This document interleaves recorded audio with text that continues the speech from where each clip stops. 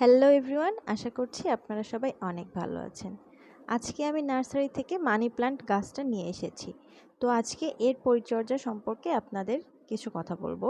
Money plant এক ধরনের খুব সুন্দর আর সহজে বেড়ে ওঠা ইনডোর প্ল্যান্ট। এটা যে শুধু ঘরের সৌন্দর্য বাড়ায় তাই না, এটি ঘরের সৌভাগ্য ও সম্পদও বৃদ্ধি করে। ড্রেনেজ সিস্টেম ভালো এমন মাটি মানি প্ল্যান্ট গাছের জন্য উপযুক্ত। এই গাছ কিন্তু শুধু পানিতে কাটিং করেও বড় করা যায়। আলো ছায়া দুই সহ্য করতে পারে, তবে তীব্র রোদ এড়িয়ে চলা উচিত। তা না হলে পাতার রং জ্বলে যেতে পারে। সপ্তাহে 2-3 বার পানি দিতে হবে, আর খেয়াল রাখতে হবে পাত্রে যেন পানি জমে না থাকে।